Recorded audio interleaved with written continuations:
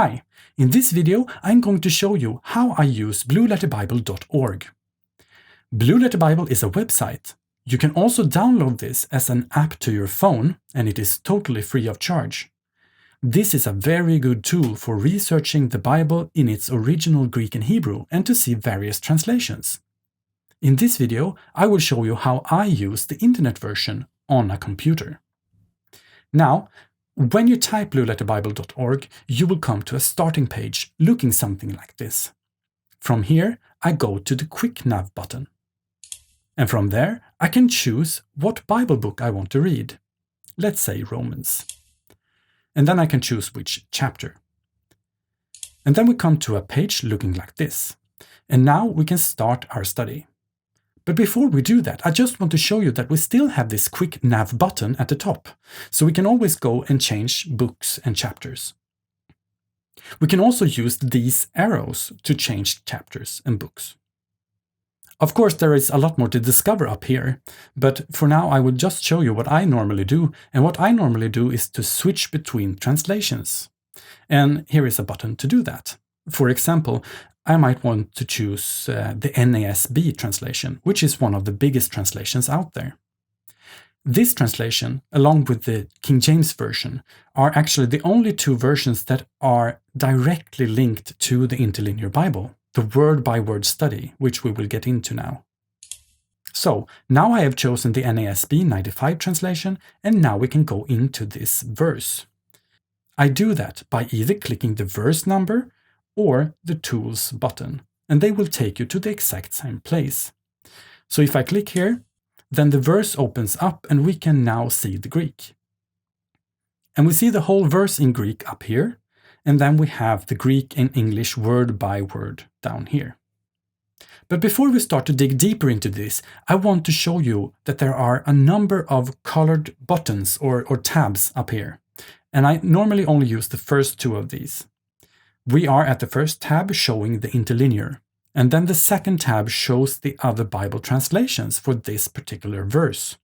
This is gold, and as you can see, there are a lot of translations represented here, so you can compare them and get a better understanding of how translators have interpreted this specific verse. But let's go back to the interlinear tab, and as you can see, we also have 4 tabs right here before the words begin. And what these tabs do is to decide in what order you want to view the words. As you can see, the tab that we are currently on is called Reversed, and this seems to be the default. That means that the English translation has priority over the Greek, so the Greek is reversed, so to speak, or at least a little bit messed up. So you go through the English translation word by word and you will get to see what Greek words they have translated. Now, I don't prefer using this tab. Instead, I want to use the Forward tab. In the Forward tab, you will see the Greek exactly as it is presented in the source text, and then the English is allowed to be a little bit messed up. But I think that is a better way to get to know the Greek language and the source text. And then you have these other 2 tabs, and they are also reversed or forward, but they are in line, meaning that instead of going down through the text, you read the text from left to right. So in this case, you have forward in line, meaning that you have the Greek word by word, and then you have the reverse in line when you read through the English word by word. And you also have color coding here, as you see. But these inline tabs are basically just another layout, just another way to view the text, and you can decide for yourself which one you prefer. And I normally prefer the simple forward tab, so that is what I will show you in this video. Now, let's take the first word of this verse and we will look at it from left to right. First, at the top, you can see how this word is actually presented in the Greek text. Below this, we have the word in its basic form, its common case. And below this, we can see how to pronounce this word in its basic form. So if you want to know how to pronounce this word in this specific verse, you will not find it here. As we move right, we see a number, and if we click this number, we will come to a lexicon and a definition of this word, and we can see where it is used in the Bible and so on. This is the place to dig deeper. We will do this soon. Then we have the English translation as seen in the Bible, and as I have told you before, you can only see the NASB or the King James Version in this word-by-word study.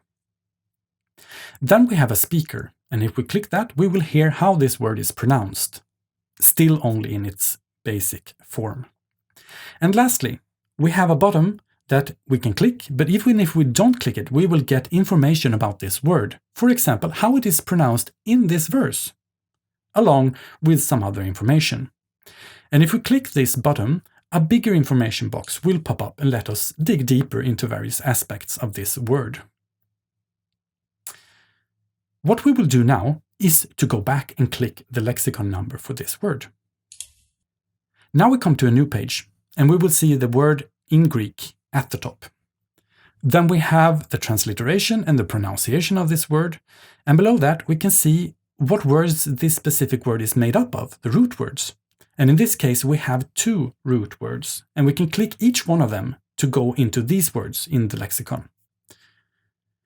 Below this, we can see how this word has been used in the Bible, one time in this form and another time in this other form. So it's the same word in 2 different forms. Going further down, we can see how the King James Version translates this word.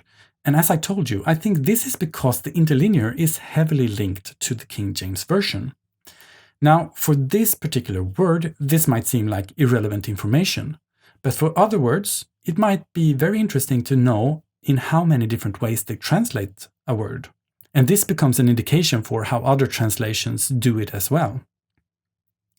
Then we come to an outline of biblical usage, and this is where Blueletterbible suggests how this word is used in the Bible. And in this case, synthapto is only used about being buried together with. A fairly simple word. For other words, this can be a lot more complicated and a very long entry. Below this, we have the Strong's definition explaining the word. And then we have the Thayer's lexicon, and I think Thayer's is very interesting because they will often tell you how this word is used outside the Bible, and it also goes deeper in trying to explain this word. And then if we scroll down, we come to a list where this word is used. And you can see at the top of the list how many times it is used and in how many verses. So here it says that it occurs 2 times in 2 verses. Okay, and then we have the 2 verses here below, and we can go into these verses and click them and go there. But the other very nice thing about this list is that we can change between source texts. Right now we are at the MGNT, New Testament Greek. We can change this to be the TR Greek, the Textus Receptus Greek, used for the King James translation. They are very similar, but there might be some difference here and there. But for me, the big thing here is that you can actually go to the Old Testament in Greek, the Septuagint, which is called LXX. So if we click here, we will come to a new list. It's still the same page, but a new list at the bottom here, with the Old Testament instead of the New Testament. Now in this case, you can see that this word does not occur at all in the Old Testament. But what I want to show you now is that we can go to this part of the word, thapto, to be buried. Now the Greek word thapto is at the top, as you can see, and we can see how many times and in what ways this word is used in the Bible and what it means.